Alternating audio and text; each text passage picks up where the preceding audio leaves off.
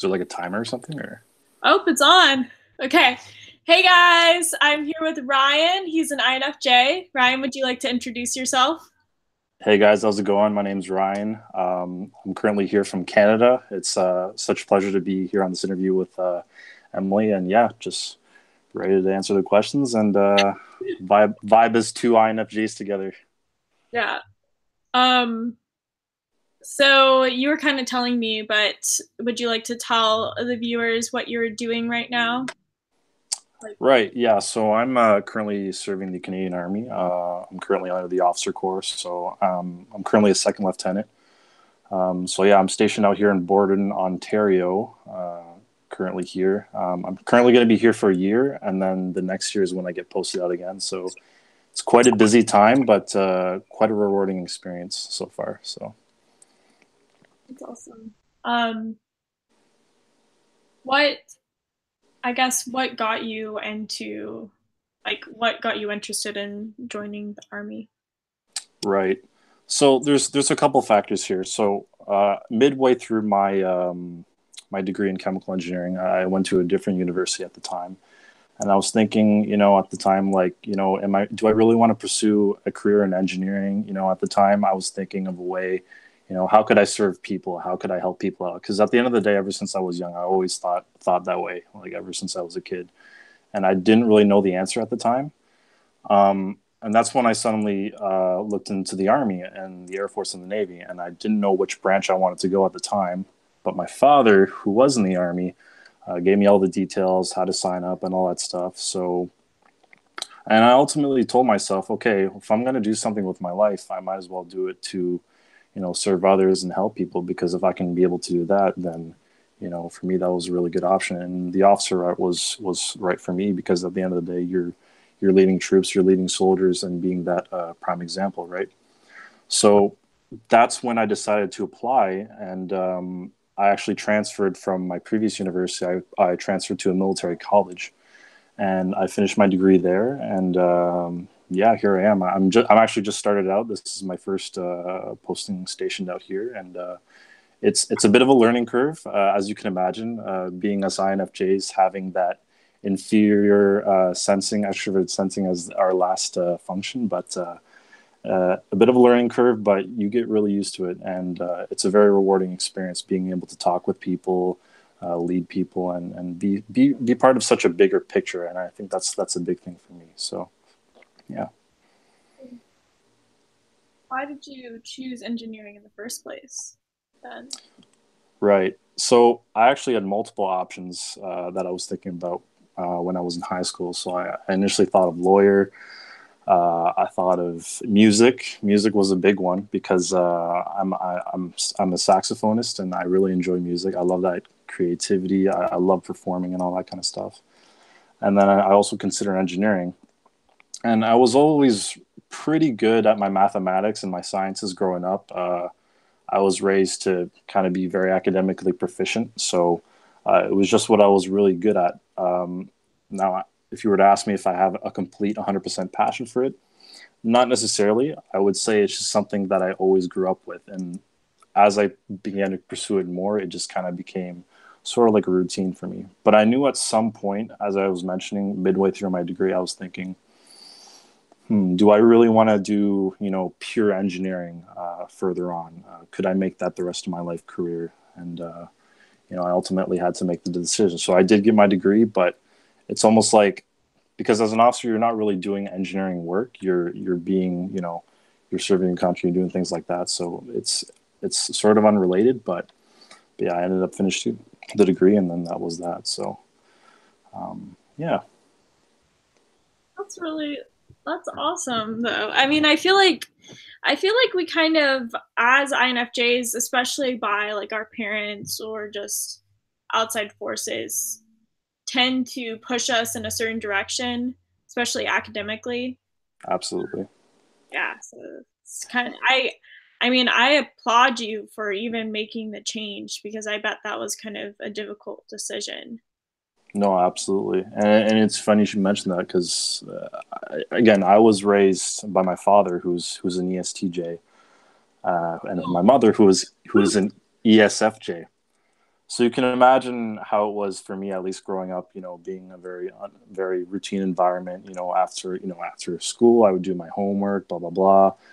In fact, there were times where I was given extra homework. So on top of the homework I had at school, I was given extra books and all that kind of stuff. So very routine, and I definitely got good at what I got good at. But um, yeah, at the end of the day, my parents pushed for it, but I ultimately had to make a better decision into what I really wanted to do, and I think I'm pretty happy with it so far. Um, if you were to ask me about my goals later on after the army, if I want to stay like 20 years or 25, I'm not sure. Um, I'm also looking towards hopefully becoming some sort of entrepreneur in the future because I'm very into fitness. I'm very into motivation, stuff like that. So I just know that if I am to transition out like 5 years later, get out of the army, I know it's going to be that much more useful to me because of all the leadership skills I gained as an officer, and I know it's going to be that much more beneficial to me. So yeah. Kind of going on the lines of fitness, what got you into fitness? Right. So for fitness, so at first it was more of a to get out of a rut at the time. Growing up in high school, I was a very unconfident kid, I would say. Kind of misunderstood by a lot of people. Very different. That being, 70% of the world is sensors. So I felt like at the time I didn't have much to relate to for many people. So that kind of led to me being very quiet, very introverted throughout high school. And all I really cared about was studying, studying, studying. And then I noticed weight gain, bad health habits and stuff like that. Towards where I eventually fell into a bit of a depression in high school. And I ultimately hit rock bottom around grade 11. I don't know what it was that kind of clicked with me, but I woke up one day before my summer of grade 12 and I said, that's enough. I'm done with this. And from the month of June of 2011 all the way to December, I lost a total of 60 pounds. Wow. And when I looked myself in the mirror, I couldn't recognize myself. And as I progressively went through it, I noticed that, I was more confident in myself. I was more happy. And things just changed for better. People started noticing my mood was different. I was a lot more myself. People would always tell me when I was younger, you should really show yourself more. You should really talk about yourself more. You have a lot of ideas, and I'm like, I know, but I'll kind of be like shy about it. I'm like, yeah, but I don't know. I feel like no one cares, type of deal. So that's when in grade 12 I really came out. I really came out of my shell because I was confident in myself, and yeah, fitness was probably the biggest, best decisions I made for myself, and I'm quite happy with it. So yeah. What advice would you give to someone that is maybe in the shoes of your former self, like in 11th grade? It's so weird having you say grade 11, grade 12, because in the US we say 11th grade, 12th grade. Oh, okay. Yeah, it's funny you mentioned that. Yeah, it's funny. I forgot about the U.S. system. It's funny. Yeah, hello. We're in Canada. We don't have igloos, by the way, just so you know. It is cold here, by the way. Yeah. So for your question, yeah, I would say, um, you know, for anybody in that situation, I mean, it's not just fitness that can help you out at the end of the day. I would say, find something that you're really passionate about and that really gets your mood going.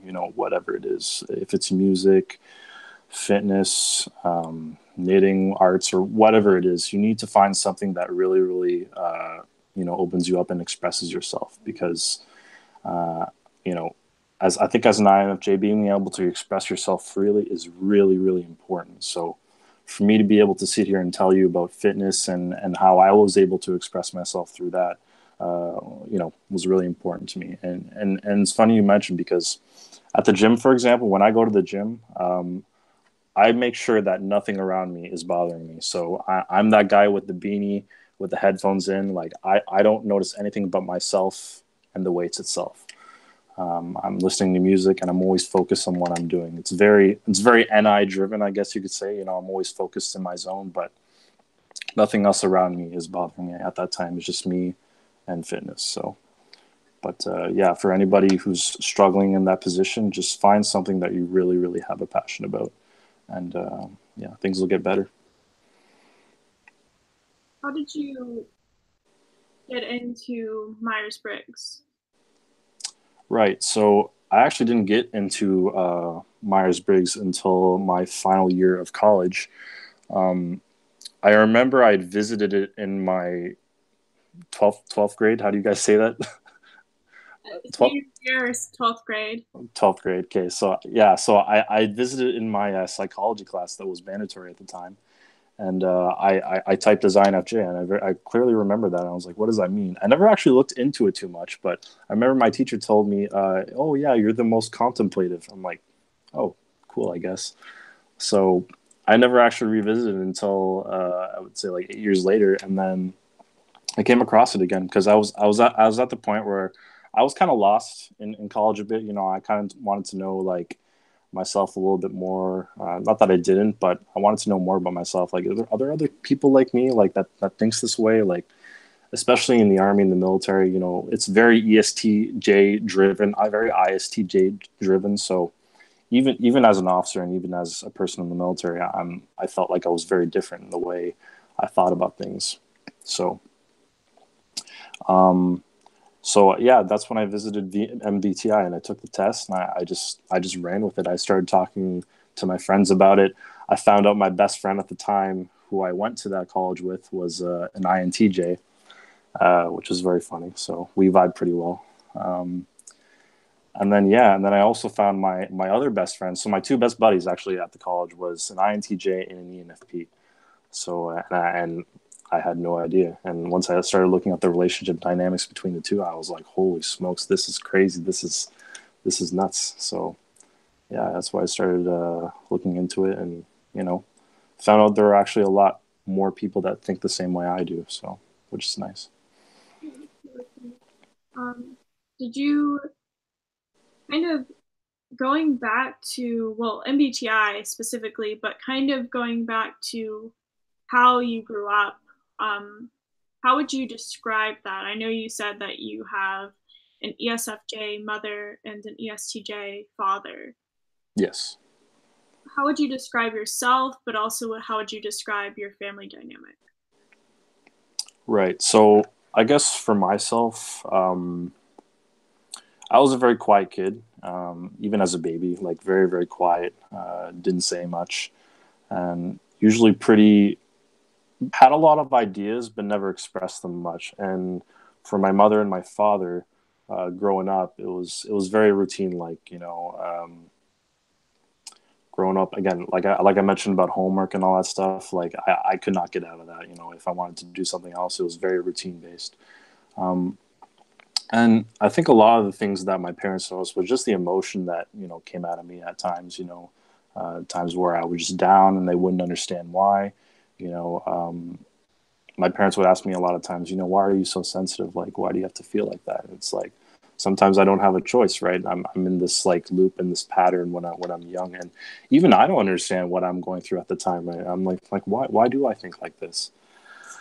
Um, so it was a lot of self discovery as a child, a lot of trying to find myself, and I don't think my parents quite understood that at the time. Just you know, looking at me being such a deep thinker, I guess, and that almost kind of intimidated them at first, just the way I was. But they knew I was very driven, that's for sure. You know, I was very committed to whatever I do. I used to do karate back then. I was very committed to that. Still very committed to music, but yeah, growing up, I would say I definitely learned a lot of the principles of routine and, you know, really, really putting towards yourself and um, doing something that's really important.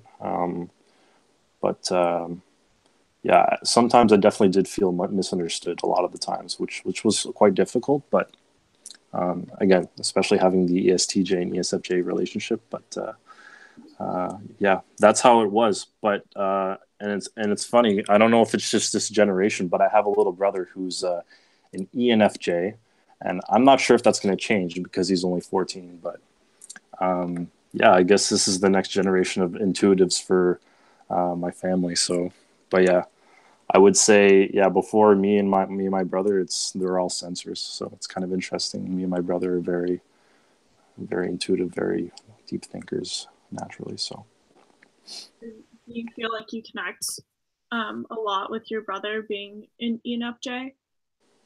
yeah, absolutely. And yeah, it's always a pleasure to talk with him because we share a lot of ideas. He's very creative.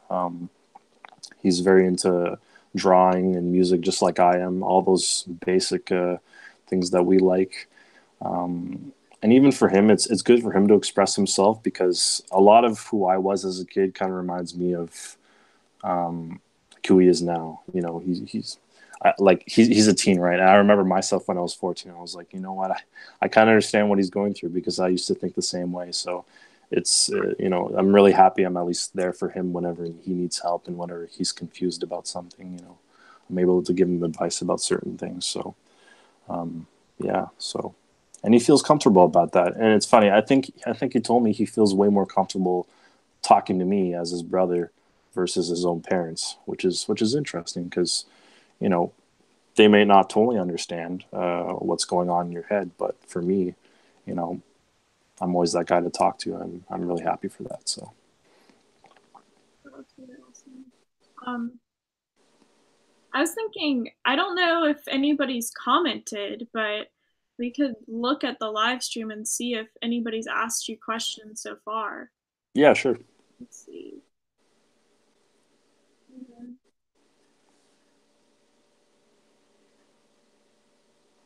See what is there. Sorry. Okay, let's see.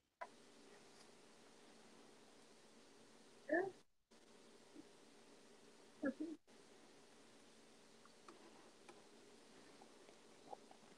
Looks like people are saying hi. Hi.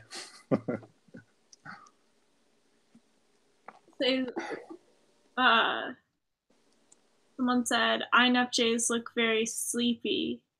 They have these sleepy eyes. Yeah. Oh, this is a good question. How did you know you were an INFJ? I know you were saying that you like obviously you found out you were an INFJ, but how did you know? Was it doing the research or Yeah, it was test based. I took multiple tests and I seem to have scored the same thing every time. The first one I took, as I was mentioning, was in 12th grade. Was some sort of I think it was some sort of multiple choice test. It was designed for the course I was taking at the time, psychology. So, and then in my final year in college, that's when I found 16personalities.com, and that's when I took it, and then I scored as an INFJ. So yeah. most dreaded sites? I'm just kidding. I have a love hate relationship with that site because I like people to take that test because I think it's a good gauge, but a lot of people do mistype. They do. I agree with that for sure. Um, what personality types do you think you get along with the most? Uh, I would say the the ENFP is definitely a big one. I have two of my best friends who are ENFPs. Amazing people, amazing energy. Another one I have is an INFJ as well, and then I currently have another friend who's also an INTJ, and then I would say probably yeah. Then my other friend's also in ENT. So a lot of the intuitives actually. So ENTJ, INTJ, and then the ENFP, and of course the INFJ. So a lot of the intuitive types. I won't say I don't get along with the other sensors. Like I have very close friends who, specifically the ISFJ, who I'm very close with. He's very into the gym and all that. We work out together, but yeah, a lot of the intuitives are great because I don't know, we just somehow get to vibe together. And specifically, the NTs are very interesting because they bring a lot of different perspectives to the table. It's always a pleasure to learn from them and kind of, you know, just learn their values and learn how they do things and how they're just so resilient to it. It just baffles me how resilient they are to some things. makes me jealous sometimes. But yeah, no, they're brilliant. So yeah, I would say those are the types I get along with the most. What types have you found yourself like? I don't know your dating history or anything like that, but do you have you kind of noticed a pattern? Yeah, so for dating specifically, I'm trying to date back here. So my first relationship was with an ENFP. So that went on for about 2 years, which was great. For the remainder, I'm pretty sure I dated an INFP at one point. That turned out actually kind of unhealthy at the time. I guess at the time, I believe she was kind of very, like, I guess, emotional, unstable and stuff like that, which was kind of a hard time for me to deal with, even though I tried to help out a lot. But I dated I believe I dated an ENTP as well. And that was an interesting experience. Let's just leave it at that there. And then, yeah, a lot of extroverted types, a lot of extroverted types. I'm not sure I've ever dated any of the intuitives actually. Just thinking about it now. Sorry, I did mention that. Sorry, INFP. So I already forgot. But the majority of them, I would say, were the extroverted types, if I had to say. So, um, but in terms of ones I would say I don't vibe as well with, um, specifically in my program when I took chemical engineering, all of them were ISTJs, and it's funny. We all sat around in the room and they took the test, and it was kind of funny how we went about that. But all of them ended up being ISTJs, and they could be mistyped. Who knows? But I remember this one specific guy I just did not get along with during my final project for the year, and yeah, we definitely clashed heads a bit. So I mean, it makes sense because I don't know. Have you looked into Socionics? I have not. I've heard of it, but yeah, Well, in Socionics, it's INFJ or INFp in Socionics, and ISTJ or ISTP in Socionics. They are the superego relationship. oh, okay, Their their relationship is very suspicious of one another. Actually, my sister is an ISTJ, and right. so I do understand. I know exactly what you're talking about. Took a long time for my sister and I to really like understand each other a lot more, but it's like I just inherently don't understand her very well. Um, Right. and she vice versa. It's like things that I do upset her and vice versa. It's like I mean, and we're not trying to upset each other. It's just interesting. But I do consider my sister my best friend, but I definitely can get the ISTJ thing. Yeah, no, for sure. And it's funny you mentioned that. I mean, a lot of the times it came to me trying to console the problem and trying to be that first foot forward. A lot of the conflicts we had, but a lot of the times he would just be like, "No, we're fine," type of deal. Even though I knew something was specifically wrong. Um, but he was very very like like this with things. Like it was either his way or the highway. The way he thought about things. So very quick on demand. For me, it was I don't know. I just didn't think that way, and we definitely butted heads on a lot of things. So even just showing any sheer amount of certain like care or emotion and things like that, certainly being like maybe sensitive as a person. I'm not sure if that turned him the wrong way, but um, I knew he didn't have much of an appreciation for it as my other friends and stuff like that. So difficult partner to work with, but I'm still here. So Well, got it makes a lot of sense to me because um, they're very like suspicious about extroverted feeling. They do not like. I mean, in a way they admire it, but in a way they're very suspicious of it. So, like my right. sister, she sees it as very manipulative, um, Hmm. and she doesn't see it as genuine a lot of the time, even though it is, and like she knows it now, but she'll see extroverted feeling that way because like in socionics it's the same. Well, it's like Myers-Briggs, but they just are go into the type relations. They also so like an ENFJ would actually be the worst type for an ISTJ. Hmm. Um, and that's because they lead with extrovert feeling, um, and the introverted intuition. It's Right. that combination they don't like. So Oh yeah, it's interesting you mentioned that. So, and it was especially difficult working. Essentially, in my entire classroom was filled with the STJs. So it was kind of interesting being in that environment. So, that would but be yeah, really hard. it was a little difficult. But you know, those few friends that I did find at the college, they kept me sane. It was good.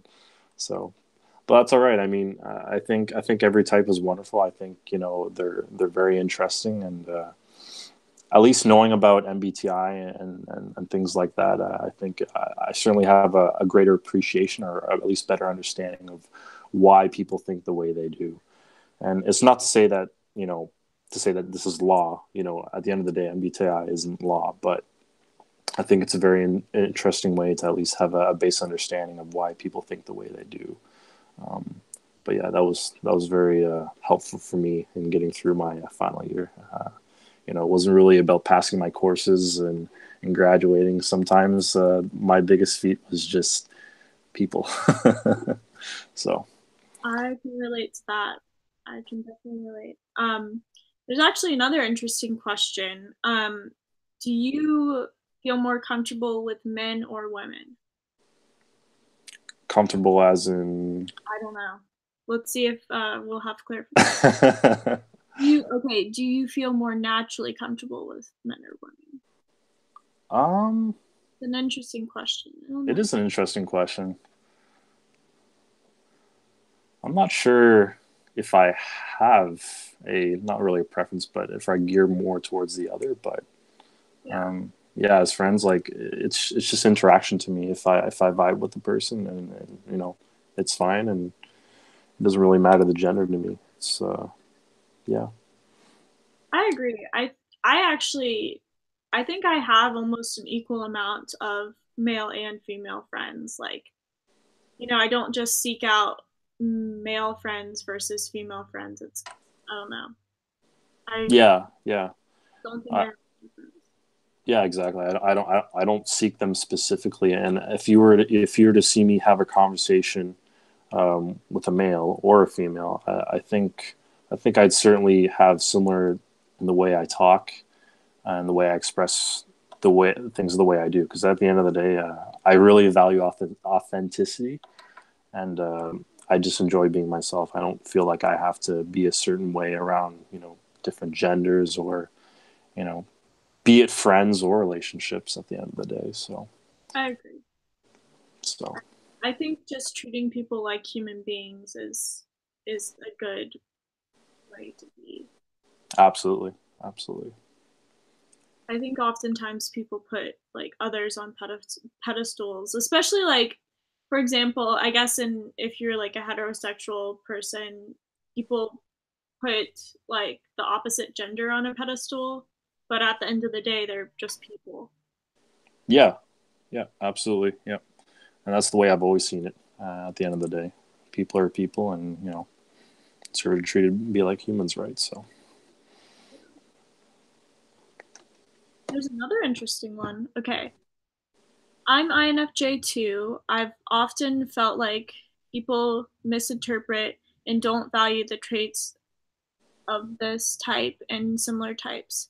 How do people deal with and feel about that? hmm. So that's a difficult one, at least for me, because at least it takes me quite a while to get through it, and I have to do very specific things in which because like sometimes I'm in my own head a lot of the times, and I have to go into that mode where I'm expressing a lot of things, and that makes me feel a lot better whenever I'm feeling down or people don't understand me. I could say finding people that vibe with you really helps out at the end of the day, and for me, like I never grew up having a lot of friends. I can name off two people on my fingers that are actually, I could really call a friend at the end of the day, being just 100% honest. But if you really have one friend at the end of the day, you know, that's all that matters, at least to me. You know, sometimes that one friend is, you know, that person you need and can be that person that supports you. So, but yeah, I value that a lot. Friends, you know, keep yourself occupied. You know, whatever you enjoy doing, whatever you enjoy expressing, um, whether it's in the arts or if you like playing video games or whatever it is, express yourself. That's the biggest thing, because we need to get out of that loop in which we're, you know, always thinking and thinking and going through that cycle. I think we get into a very unhealthy habit at the end of the day if we stay there. And there's a healthy extent in which we do that to gather ideas, but I think if we stay there too long, it can definitely be a detriment to our health. So I think so. I think, yeah, I think if you overthink how people interpret things and you're always in your mind, I mean, like you said, at the end of the day, um, if you just have a couple of good friends and they're able to understand you, and also realizing like if you're giving your best effort to be like the best version of yourself every single day and you're being kind to other people, I think that's really the best you can do, or like I think that's what you should strive for. um it's, I don't know, that is a hard question. it is hard because I think as INFJs, I think where we strive the most is when we're being authentic, and I think it's very easy to get judged that way, certainly by other people. And not saying that it's right or wrong, you know, being different as we are. It doesn't either mean that we're special either. It just means that we, you know, we think a little differently. But you know, at the end of the day, if you do find that person that, you know, really respects that authenticity, stick with that. You know, really drive on that, because it got me through some rough years, at least for me. At the end of the day, for myself, I know I love people. People are amazing, but sometimes they drive me insane. But incredible people at the end of the day. And Oh, I understand that. My mom is going out of town this weekend, so I get the whole place to myself, and I'm about it. yay. Yep. Yeah. Kind of going off of that a little bit. Were you bullied when you were younger at all? Yes. Yes, I would say I was. I would say I was bullied from majority of the time was in elementary school, I would say. It kind of veered off in the later years in high school, especially when I started working out and I lost all that weight. That immediately stopped. So, but before that time, I was definitely bullied as a kid. In terms of the memories I have about it, they're a little bit hazy. Maybe that's because I'm getting older. I don't know, but I just remember at the time being very misunderstood. That's the number one word that comes to mind. Misunderstood. Thinking about things a certain way, saying certain things. So I was bullied for it, and I was just, you know, and they drew on that, which is fair. I mean, we don't understand sometimes what people are saying, but yeah, yeah, interesting time in my life when I was younger. But Was it mostly verbal or physical? a lot of it was verbal. I don't really think it extended to the point of physical. Um, you know, I took karate at the time, so I never wanted to be in a position where I had to fight or defend myself, because I didn't want it to extend to that point. At the end of the day, I usually would just walk away, because for me, I learned karate at the time, so I didn't have to fight. You know, I didn't learn karate to fight. That's the way I saw it, and I saw it as a stress reliever. But in terms of physical violence, I never really got into that much at all. Um, you know, there were threats, but I just ended up walking away because it just wasn't worth my time. Verbal, you know, names here and there, stuff like that. Comments about my weight as well at the time. So, yeah, and yeah, growing up, that was a bit of a difficult time, and that's what I went through. So, What would you say are your three defining moments that you've had thus far? defining moments as in like successes and Yeah, stuff like that. like successes. Okay. Something that you really were like, you can kind of pinpoint in time a moment where you're like, um, either you're changing or this is something that's gonna stick with me or like gonna help me grow. Yeah, I would say. I think the biggest thing for me was this is kind of funny. This was in grade 12, and I remember waking up one morning, and I looked in the mirror. Right at this point, I lost almost like 50 pounds. I remember looking in the mirror, and I smiled in the mirror. I had never usually smiled in the mirror because I wasn't confident in myself, but I smiled because I was very fit. I could see my abs for the first time. Very shredded at the time, and I remember that being such a defining moment because that was the first time I really acknowledged myself and almost like told myself like I love myself. This is like incredible, and that was really the turning point for me. Once I ran with that feeling, like it never stopped. Like I was always obsessed with sculpting my body, continuing being confident. Having fun in the gym, and that was very defining for me, and that carried me on throughout my years in university and everything like that.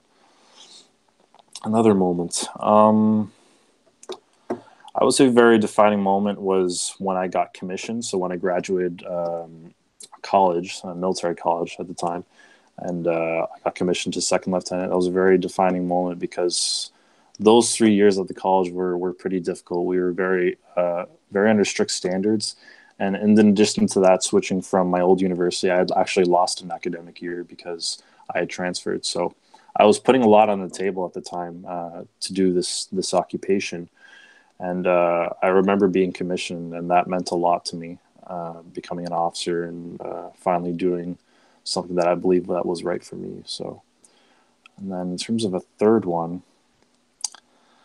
yeah, I don't know if that one's in the books yet. I'll have to think about it. But yeah, no, I would say those are the two big ones so far. I'm very critical of myself because I tend to try not to like look at all my accomplishments or achievements as like one's better than the other. It really takes a lot for me to say like wow, like I did something great, which can be a detriment sometimes. Sometimes a little bit too perfectionistic and hard on myself because I'm always striving to be better, mentally, physically, and spiritually. So yeah. Um, I guess this kind of goes into that as well. You talked about how, in the future you want to maybe do something into, say, fitness or motivation. Hmm. Um, what exactly are kind of your thoughts or ideas for that?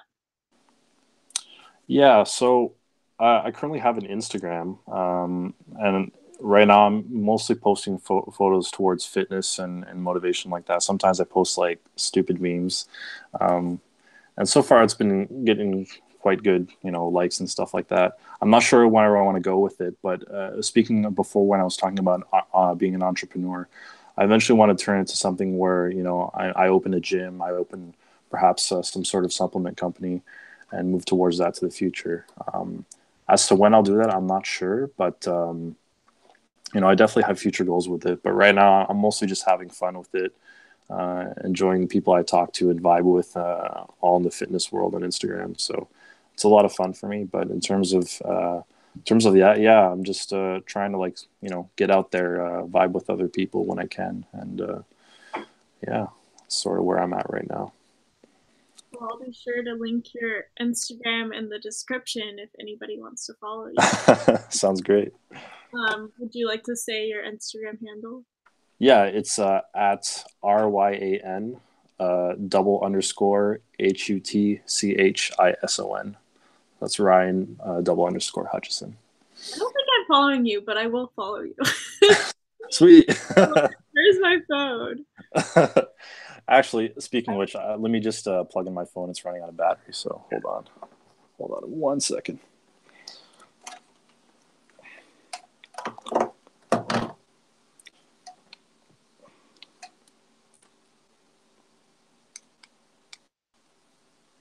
All right, I followed you. Sweet. All right, I think we're good. Yeah, let me just double check. Awesome, I think that's good. Can't tell if the lighting's bad or not, but.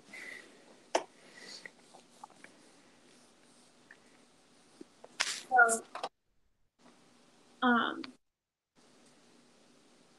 sorry, that kind of took me off looking at a text from one of my friends. It's all good. It's all good. Let's see. So, have you ever considered like maybe expanding to like YouTube or something?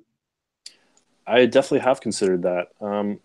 The problem is, though, I I even considered doing videos like the videos you do, and I remember the first videos I came across from you was Unrequited Love, and I think at the time you had maybe like 100 subscribers, and I remember I was very drawn to that. I was like, man, this is cool. Like there are all kinds of people like your boyfriend who's doing the same thing. And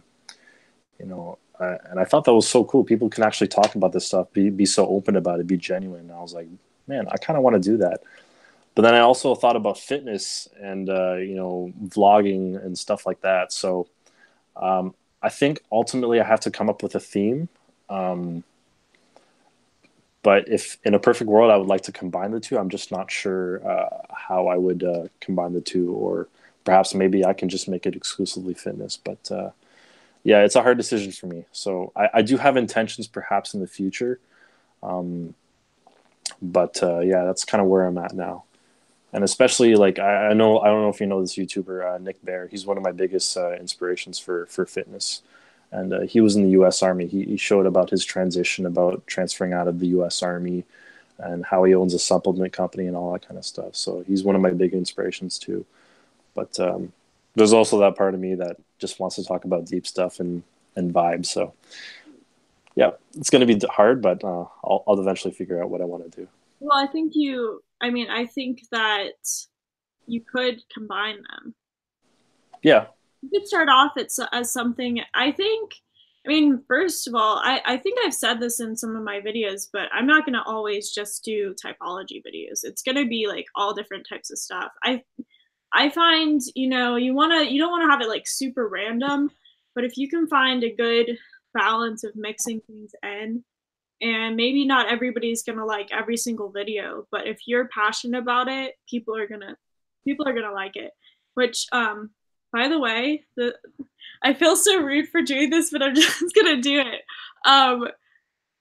So Frank actually called me. I guess he's on his way. I'm gonna actually call him back and just say, oh yeah, no worries. Do your thing. So, Frank, I apologize in the future if you're watching this. So.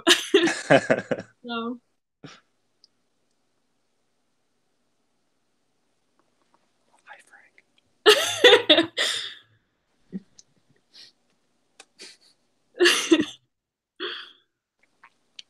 Hey Frank, so I'm doing an interview right now and it's live, and I'm talking on the phone on the live interview. would you would you like to? I'm gonna put you on speaker. Oh boy. Something really quickly. Okay, well I don't have to. I'll just talk. Okay. All right, bye. That moment when 3 INFJs are in a video. Like, no thanks. I shouldn't have put him on the spot. Funny. Yeah, that was cute. Okay.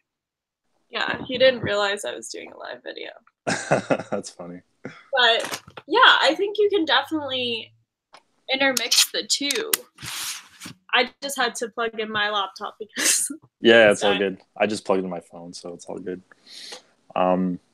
Yeah, no, I think there's definitely a good way I could go about it, and that's the thing. I just don't want it to be all over the place. I'm very perfectionistic on how I do things. I'm like, is this right? So, but yeah, ultimately, if I am able to combine the two, then I'm sure I can go ahead with it, because I do want to connect with the YouTube community. I think what's out there is amazing. You're able to share a lot about yourself and kind of vibe with people just by seeing what's through the screen. Not to say that, again, in person, people can be a lot different, which is true, but you're able to share a lot of personal experiences. I know for me, a lot of the times when I needed to, seek motivation, I looked at a lot of people who just talked about their lives. That was motivation for me, and to really see that, it's not all that bad. You know, you're not the only one there. So yeah. Yeah. No, I agree. And I I mean, going back to this, you don't I don't know. I For the longest time I wanted to start my channel and I had all of these visions of what I wanted it to be and I still have those visions, but at a certain point it's nice to just kind of let go some of that those perfectionistic tendencies and just like put things out there.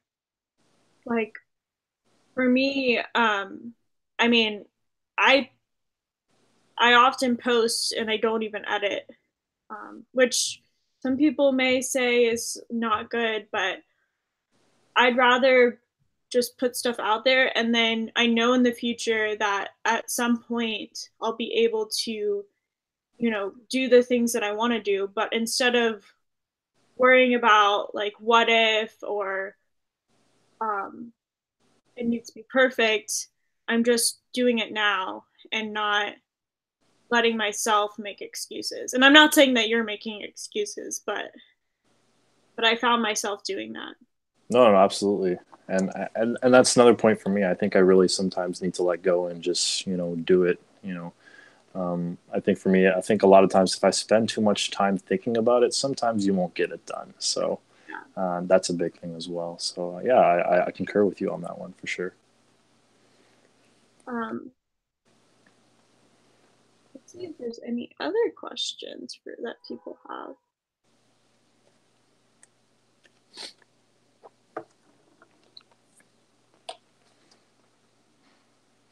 That's interesting. People are people are commenting. Um, that's interesting. Steve Davenport commented, "I honestly feel more comfortable around men. I enjoy talking like a salty sailor, and because of my FE, I fear offending women." That's interesting. It's interesting, actually. Yeah, they're FE. I wonder what they're talking about. That's the thing. Depends what you could be talking about, I guess. I don't know. I think because I mean FE is very extroverted feeling is very I guess group driven and Yes. yeah, it cares about like and I guess what he means by that is um kind of feeling out the group and realizing that wearing or whatever is not, I guess that's not what everybody else would prefer. Hmm. But I think that's interesting because I don't think that women really care. No, and I think I understand what he may be getting at because hmm, I don't want to put the whole male and female us and them mentality, but I guess the way some things are said that males are more unemotionally driven, I suppose. I think that may be what he could be getting to because I guess from my experience, for example, like when I was a very sensitive kid, and whenever I would express feelings for somebody who's a female, that would kind of like almost like stir them way two times. Because for me, it was so intense. Like whenever I liked somebody at that age, but sometimes you're young, you don't know. So, um, but yeah, sometimes it can get pretty intense, and I'm not sure if that's an FE thing or whatnot, but yeah, I think, and then this goes on to my next point. Is like sometimes you really have to understand how to control your sensitivity and what you're feeling, because it can be overabundant sometimes and become very intense, and that can kind of shock some people at times, be it male or female. Uh, Back to what I was talking about the ISTJ, he found at least my FE or whatever version of it to be kind of like, whoa, like this is weird. Um, so yeah. I mean, I definitely think you're right. I think it can be very intense. I know I relate with you a lot when you said, especially when you were younger, liking, you know, liking someone I was the same way. I just like I guess for the majority of my life, I've never been a stranger in letting the guy I like know that I like him. Like all I mean, I eventually tell them. I'm not one of those people that kind of leaves a stone unturned. Like if I like someone, I always tell them. Um and that can be very intense for people. So this kind of gets me to um, you just said that one of the first videos that you watched was my unrequited love video. Hmm. Is there a particular reason that you were looking into unrequited love? Have you experienced unrequited love? Yeah, so I guess I saw it. I saw the title. I was instantly drawn to it because it reminded me, a couple of memories in the past where that had happened to me, and you know, rejection doesn't really fear me as much anymore as it used to. But I've always been kind of bold on how I feel because if I feel something, I have to express it. So yeah, no, I definitely see what you're saying. When I was younger, whenever I liked somebody or had deep feelings for somebody, I always expressed it. I always told them, and sometimes it came out unrequited. They didn't feel the same way, and sometimes it hurt.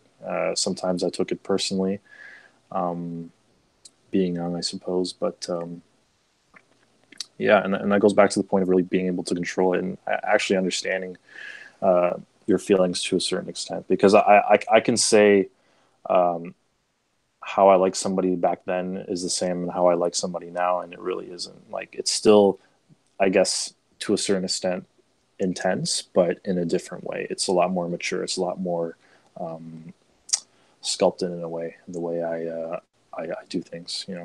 But it's still difficult because that NI busts in, and suddenly we're thinking about how's this relationship going to play out. Are we going to be the wife and the kids and the picket fence and everything like that? What if we move? All those thoughts sometimes kick in. And sometimes I can't control it. It's automatic. So, but over the years, it's being able to really harness that, understand that's happening in your head, and control it because yeah, it's unique.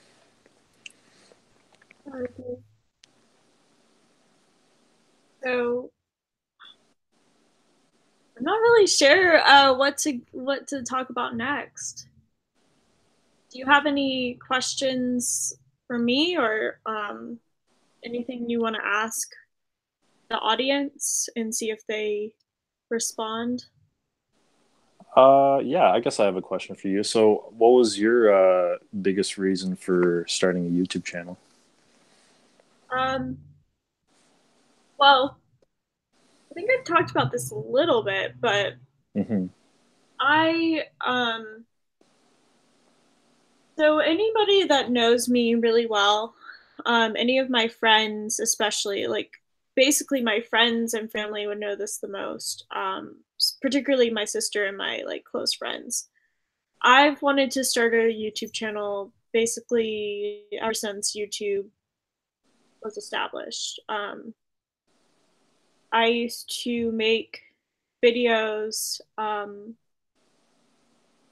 would record videos with my sister or my friends, and it was just like we would just record them for ourselves. And some of them are actually deleted because I had a hard drive that crashed, and it deleted a lot of that stuff. But I've always kind of had a passion for, I guess, I guess that kind of sphere realm. And I didn't really mean to get into MBTI, but I mean, as part of a topic that I put on my channel, but it just kind of happened. Hmm. Um, yeah. No, that's awesome. Yeah.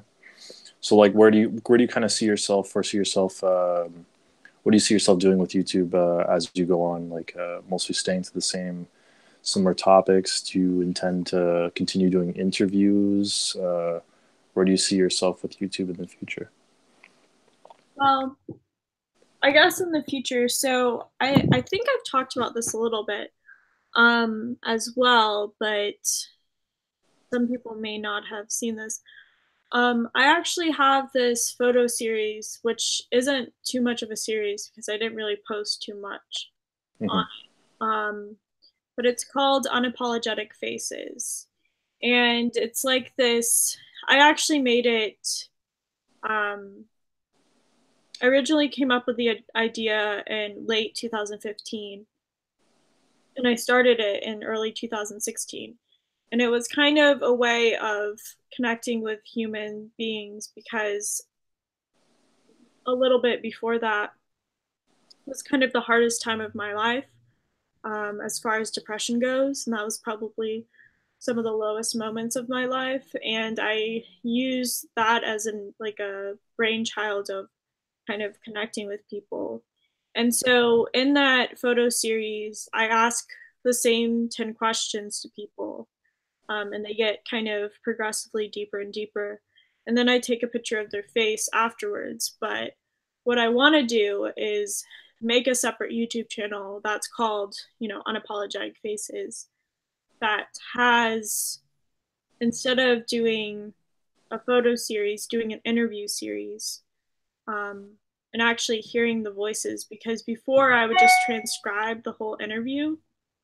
Um, and I guess for this channel, I want to continue with typology and interviews, but I also want to get into personal development, especially. I actually want to kind of begin a fitness journey.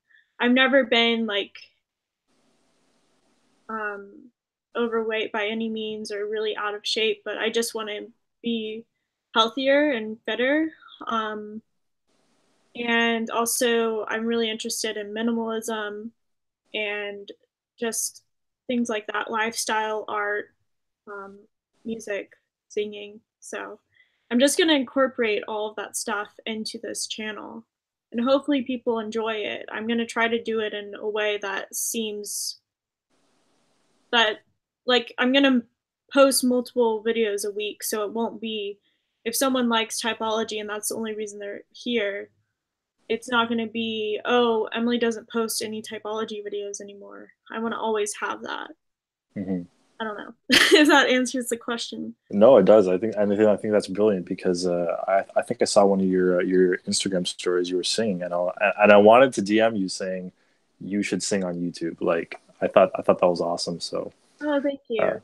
definitely go through with that whenever you get the chance. And for fitness, I wholeheartedly support that as well. I mean that's awesome. Yeah. Where do you see yourself going with that with fitness? Like what kind of branch do you want to go towards? Like just general health, or like a certain branch like cardio or anything like that? I would say general health. Hmm. But also, I mean, cardio is the easiest for me. It's always been the easiest. I would love to get more into strength training because I definitely need it. Hmm. Um, Hmm. I guess if we're thinking, and this is kind of weird to talk about, I guess I don't know as if it's not as weird talking about it with you, but as far as it being like a live interview, I feel like kind of strange. But I guess my fitness inspirations, and people may be judgmental for this, but like I would say, and I'm not saying like, I don't know how to say this without it being like, oh, Emily, you want that? Um, I think Victoria's Secret models are like my inspiration, and it's not like obviously not in the boob department because I do not It's all right. anything. But it's more of like they have a very similar body type, um, or I guess natural body type to me. I have always been kind of like a tall, skinny person, and Hmm. so that would be kind of my inspiration. But obviously, it wouldn't be the same because they do some intensive things, and I wouldn't necessarily go to those extremes. I want to keep up a healthy lifestyle, um, eat well, um, eat cleaner, drink more water, but also kind of strive for that kind of look. I'm not really looking to be super muscular. I want the 11. That's what I want. So, Gotcha. No, I'm totally tracking that. No, that's awesome. yeah. Yeah, there are a couple really good like positive influences for female fitness people that I follow, and no, I think they'd be great subjects for you to follow if you ever got into it. Um, yeah, no, this is the amazing thing about the fitness industry. It's expanding so rapidly, and the amount of support you get is just incredible. Whether if you want to go a certain style, cardio or strength or bodybuilding or whatever it is, like I've done most of it. You know, I started out as a runner. I then went to doing home DVDs like P90X and Insanity.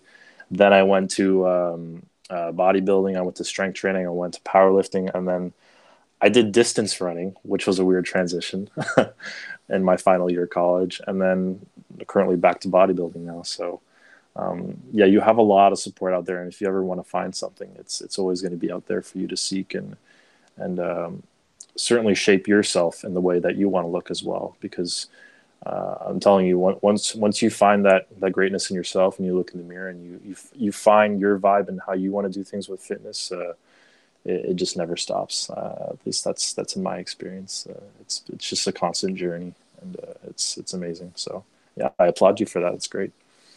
Well, I think that's amazing that you were able to stick with it because I think a lot of people, like myself, you know, have dreamed about doing certain things as far as fitness goes or health, and unfortunately, we don't. But I hope that people will follow your Instagram and be inspired if that's something that they're looking for. Hmm. Hmm.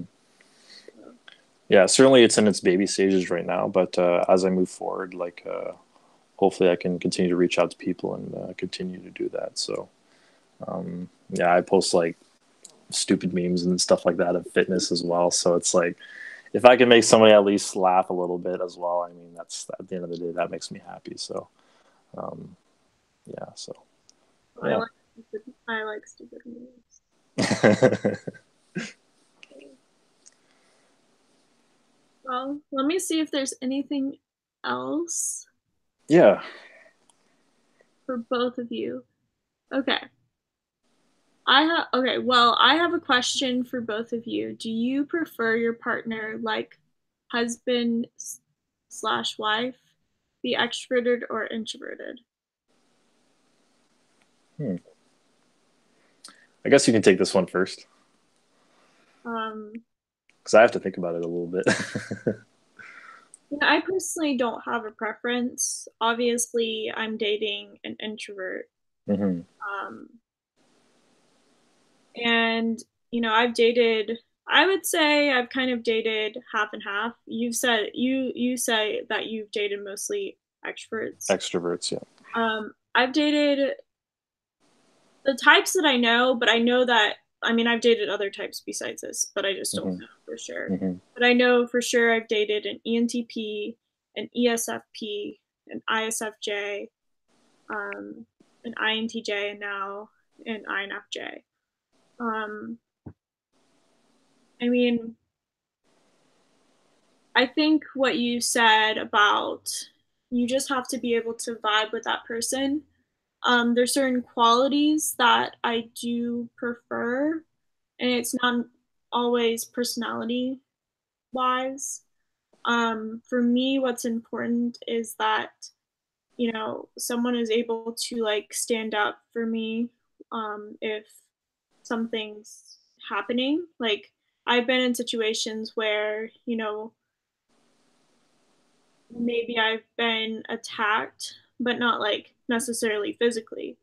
And I've this wasn't really like a boyfriend, but it was someone that I liked, and he didn't stand up for me, and that's something that I noted, and that was not something that I preferred. Right. So Right.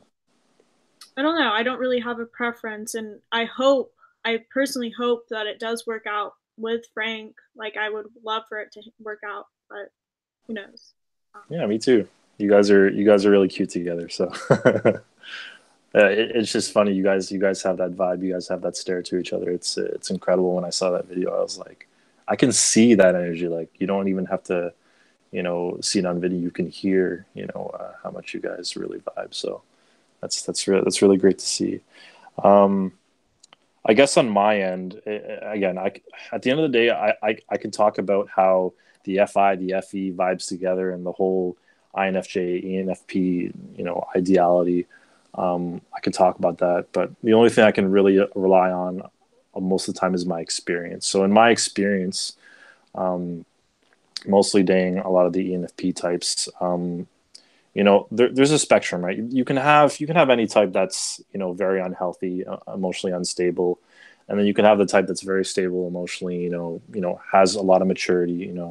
Has goals in life. Is going towards a certain direction. So at the end of the day, I wouldn't say I have a preference either, but um, it certainly is a pleasure to vibe with those extroverted types because a lot of the times they bring out the energy of G in me too, but sometimes I feel like I have to pull back and kind of go in my little like cozy ball and home and just kind of do my own thing. I have dated an introvert before, but sometimes I remember very specifically both of us would just kind of like whenever we'd be upset or whatever mutually, it's kind of like no one would talk to each other type of deal. So Yeah. there are pros and cons to each one, and there's no ideal pair. I don't think so because I mean, if you look at my parents, like ESTJ and ESFP, maybe they are. I don't know. They're saying ideally you should have the opposite function stack. So technically, my dad should have married an ISFP, technically, right? So yeah, it really depends. It really depends. I've seen INFJs be with ESTPs, complete, you know, Actually, in Socionics, ESTPs are perfect match. Oh, there you go. I want to look into that, the Socionics, actually, now that you mention it. I have heard of the name, but I'll have to look into that a little bit more. Yeah, So, ESTPs are in our quadra, which is the beta quadra. right. Yeah. And again, and I feel like I always have to say this, but the introverts are switched in Socionics if you look into Socionics. The Right. E and the J would be flipped, but Gotcha. Gotcha. um we have some questions actually, some more questions. Um as an INFJ, how did you develop the ability to become a YouTuber who posts videos of yourself regularly? It seems most INFJs would rather help and relate to people privately. That is interesting. That is. I think we can kind of make that into relate that with you with Instagram if you want to. Yeah, yeah, for sure. If you don't, do you want to go first and kind of how, why you Yeah. help? Yeah, it's interesting. I found a lot of my friends who are like a couple my friends who are INFJs, like some of them don't even use social media. So for me to put myself out there and be certainly subject to judgment and criticism and stuff like that, that can be difficult at times. Um, so yeah, it's an interesting experience, but I definitely would prefer if I could take a person and sit them down in a private room and just vibe about something, talk about something, and really connect. That would be my preference, but and that's the thing about social media and YouTube. You're talking to a wide audience, and you never know who's going to be watching, and you can be judged from different perspectives at any time. So uh, it's ultimately understanding that, and kind of going forward with that. And at least for your YouTube channel, I see all these videos, and they seem to be doing very very well. The topics are quite incredible. Each one has its own vibe. It's almost like when I look at the video, it's like I like you're talking to me as if like we're having a conversation. So if you're able to do that in a public way, I think that's what really matters for an INFJ to be able to connect that way. So as per my Instagram, um, again, I don't post like motivational quotes and stuff like that. While I could, I mostly try to motivate and bring a smile to people when I can with memes or whatever. But try to be that good example and to continue to be motivated with fitness. Like I'll usually sometimes have like a motivational quote on the bottom whenever I can. Sometimes I'll post a transformation story from the past that I had. But yeah, for me, being able to do that, that makes me happy as well. So yeah, I guess that's kind of my long answer there. Yeah, and I think it's awesome. And I think it's really good to put yourself out there. And I think some people have the suspicion that if you do that, you're not an INFJ. For example, Matthew, I don't know how to say your last name. I'm not an INFp. I'm an INFp in Socionics, but that's like I'm gonna make a video one day, and so this is gonna be an exclusive on this live stream because I'm gonna make a video one day that's gonna say I'm an INFp because it's gonna be a trolling video because I'm not. That's gonna get so many views. I'm actually an INFp and like have a depressed face. No, I'm Yeah, not yeah, an INFp. I mean, I understand that you know people can think whatever, but it took me a lot to get on YouTube. And only people that are really close in my life will know this. I was all talk about YouTube for a very long time. Um, oh my gosh, I'm not an ESTP either. yeah. God, I'm really good. Are you trolling me? Either way, I'm Probably gonna are. troll people. Oh my goodness. Yeah. But yeah, it took a long time. It was something that I thought about for a long time, and actually, I did make videos that I never posted. Um, I made videos about like college advice. I made videos that I have private. I do actually have some singing videos privated on my channel. Oh wow. 3 videos. They're really creepy actually because I like, made them black and white.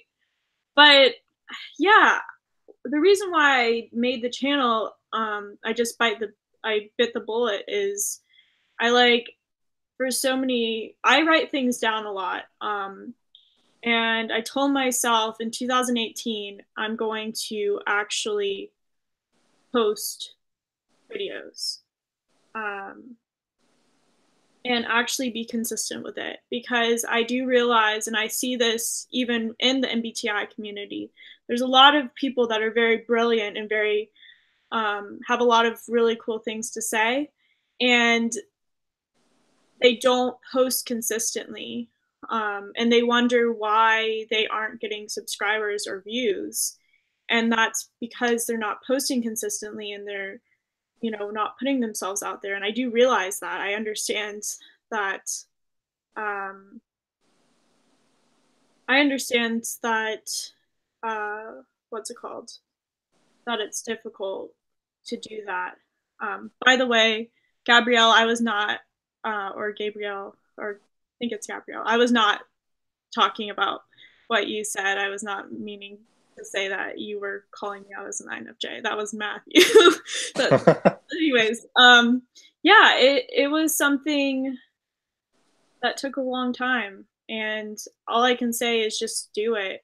You kind of have to be in. Okay, this person's gonna be. It's all good. It's all good. They're just. I'm sorry.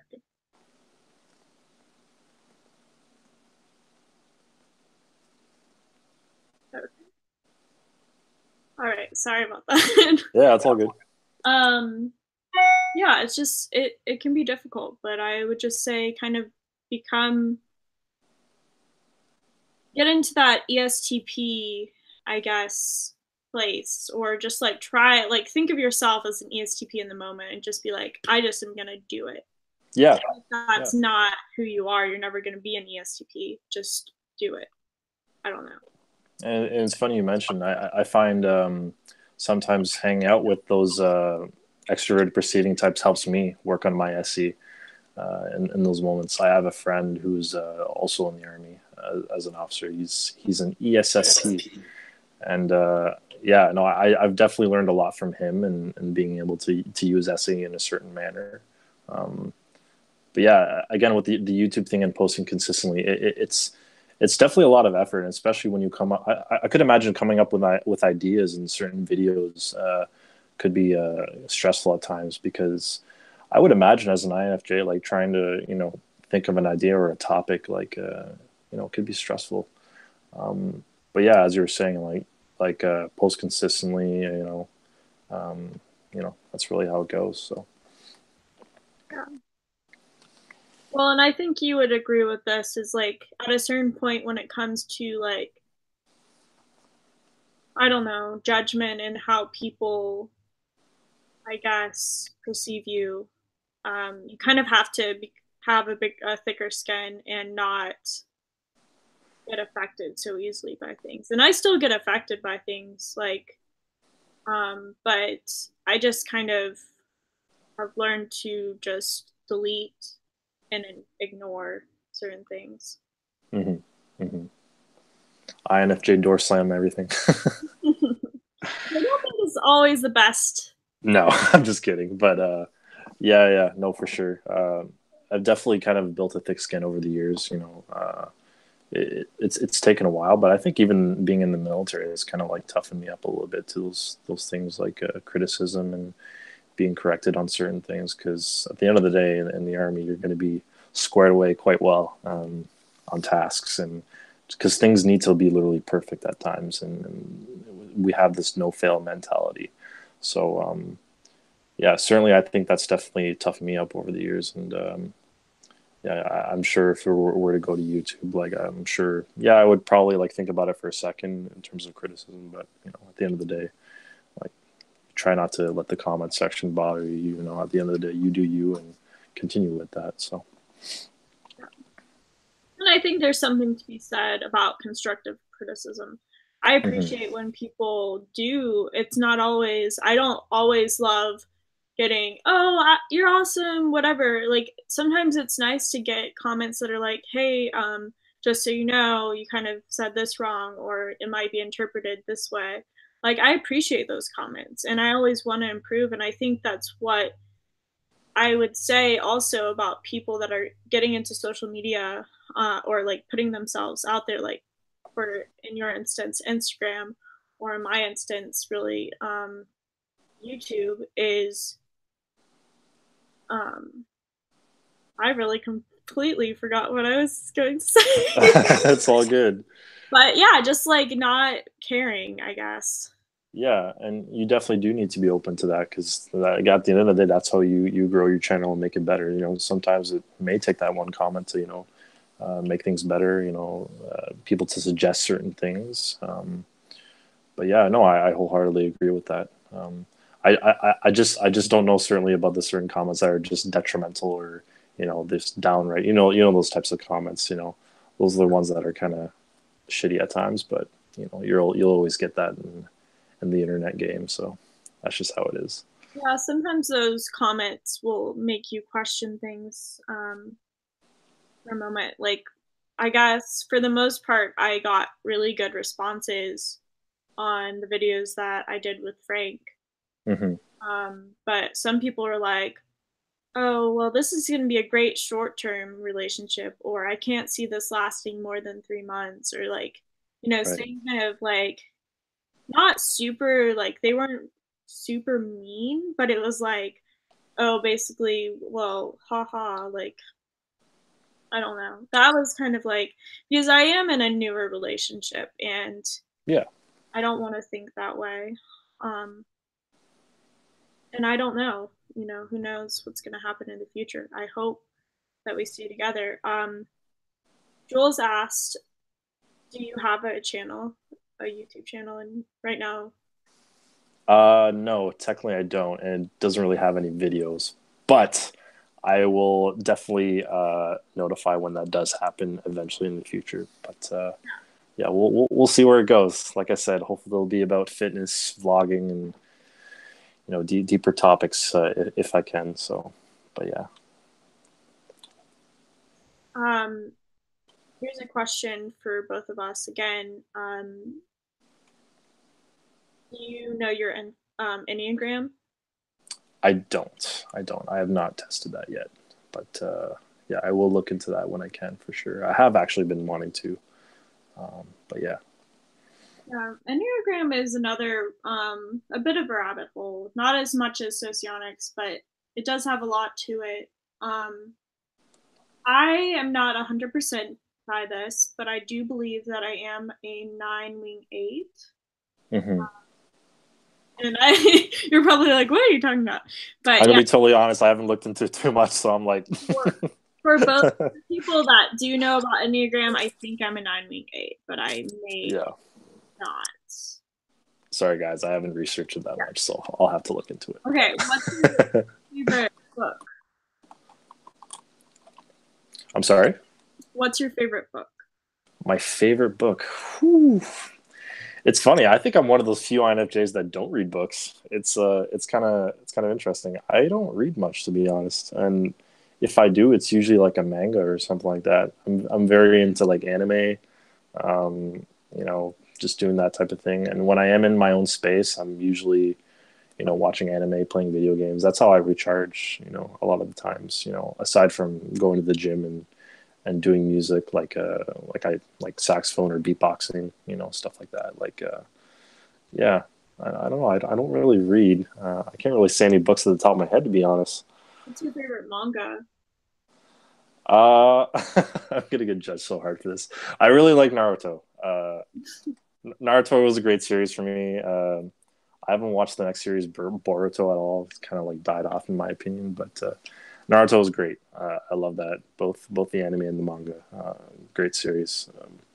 But a lot of it's pretty deep. I mean, you watch some of the episodes. There's a lot of deep thinking in some of the fights that go on. Like you really think about them sometimes. Um, but yeah, no, great series, great series. So, but yeah, Let's see. I feel like we should probably wrap this up soon. yeah, sounds good. But let's see. Have you checked out Dave's Superpowers before? Yeah. Dave's superpowers. I've heard of the name. I'm not sure if I've looked into it. Yes, him and his partner Shannon, they have some pretty interesting ways of going about typology. Hmm.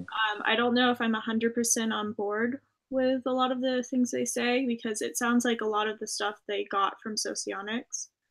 But I think there's a lot of insight there, and I think people find it very easy or just like it makes sense for them. So Right. do what works, I guess. Yeah. Okay. Um, what is one movie you could watch over and over and never get tired of? Um, Toy Story. Toy Really? Story is like the one movie I watched as. There's a story behind it. When I was like a toddler, right? Apparently, I was always distracted as a kid. Always distracted. Whether it was like playing with my toys or just lounging around. I would never talk much, but my parents told me that I would never usually even look at the TV. And then once Toy Story was on, I would just be staring at it like this the entire time, just dying of J stare, whatever. But yeah, no, I would literally just be sitting there and like so mesmerized. And yeah, Toy Story stuck with me all the way to where I am now. I think it's a great movie. I actually have a Woody and Buzz actual action figurine here. Let me just show it. Actually, hold on. Like this is my Buzz Lightyear, so Woody's up top there. But yeah, I keep these in my room. They're great mementos. But yeah, no, I've always liked Toy Story, and it's kind of interesting that the next one's coming out, the fourth one. I'm not sure where that's going to go after the ending in the third one. So Yeah, that is crazy. yeah, but we'll see. Oh, we're getting some responses of what other people watch. National Treasure. Yep. I actually really like that movie. Yeah. Um, Eternal Sunshine of a Spotless Mind. I actually just watched that pretty recently, a few months ago, for the first time, and it was really good. Okay. Coraline. Have you ever seen Coraline? Coraline. Yes, I've seen that. Yeah. Don't remember much of it, but yeah, Coraline's good. But yeah, I think we should probably wrap this up because I think we've been talking. How long has it been? Oh, we've been talking for 84 minutes. So, Nice. Right on. a substantial interview. Yeah, yeah. Our guest interaction, really. Um, Yeah. any final thoughts? Yeah, Emily, just thank you for having me here on this interview. It's been a pleasure talking with you and inviting us to INFJs. I've definitely learned a lot as well from the information that I've taken from you. And I really look forward to seeing you post more on your YouTube and be able to follow it. And certainly, whatever future ideas you have, I'm very excited to see that as well. So it's thank you very much. It's been an absolute pleasure. Oh, well, thank you for agreeing to do an interview. Oh yeah, Yeah, I think this is awesome. And again, if you guys ever want to do an interview, you can reach out to me via my email or through social media. And also, as far as I guess the kind of a tone that's been throughout the video is just kind of going after your passions and just not really worrying about how other people think of you, just doing it. And instead of being in your mind with whatever type you are, just putting yourself out there and just really trying and really getting into your passions, because as you've seen with fitness or um, motivation, music, all of that kind of stuff that you're interested in, it's made you into the person that you are today. absolutely. Oh, I really appreciate that. Yeah. Well, I hope you guys are all having a great day, and I will see you in my next video. Bye.